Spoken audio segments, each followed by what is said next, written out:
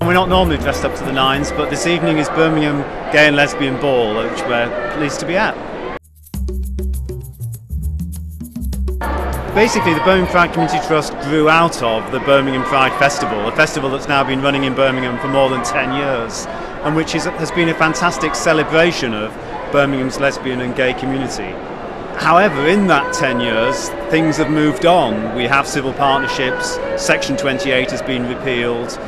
The legislation has moved on to such a stage that there's a lot more equality on the surface for lesbians and gay men than there ever was. So now there are different needs in terms of the community at large, and we at the Birmingham Pride Community Trust are concerned with the quality of life 365 days a year. More and more we're getting credibility with the council, so that instead of us always having to lobby them, they actually come to us and seek out our views on behalf of the lesbian and gay community.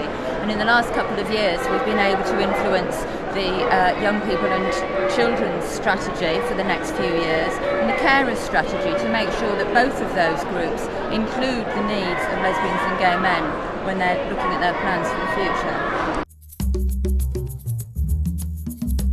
One of the things that we've done in the Trust is we have set up a forum which has got over 35 local gay groups affiliated to it, and so we are able through that to canvass the views of a lot more lesbians and gay men, so that we're not just speaking from our own experience, but we're really building up that voice to represent and reflect their views.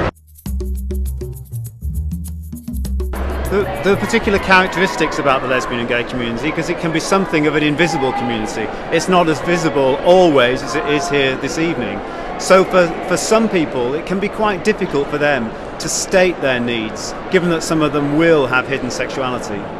One of the things that some of our members are particularly keen on looking at is residential care. As the people get older, they're coming from a generation where they may not have been so open about their sexuality, may even have grown up and come out at a time when it was illegal to be gay. So to move into a residential care home where they're with people who don't understand about their needs, don't recognise them as being gay, they become very, very invisible.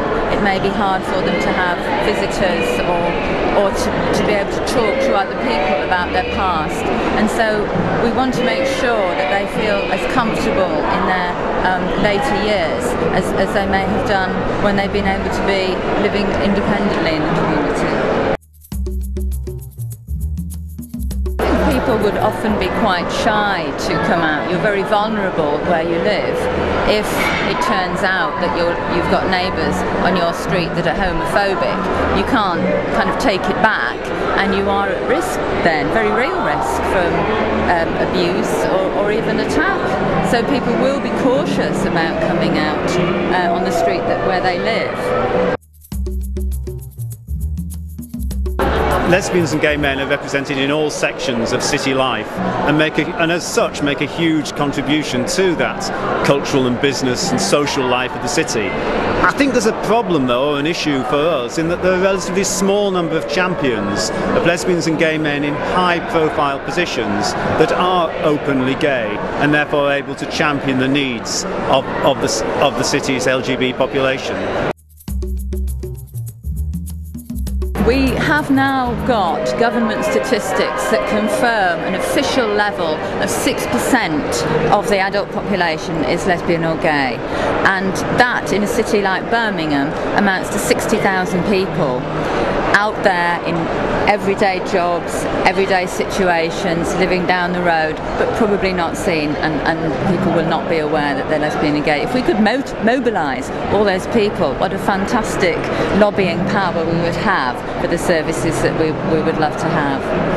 It's also important that people running public services recognise that we have multiple identities. I sometimes get the impression that it's easy for them to tick the BME box or the older person box or the lesbian and gay box. But obviously people who are lesbian and gay are also black, Asian or white, young, old, able-bodied or have a disability. And it's that multiple identity that people running public services don't always seem to appreciate.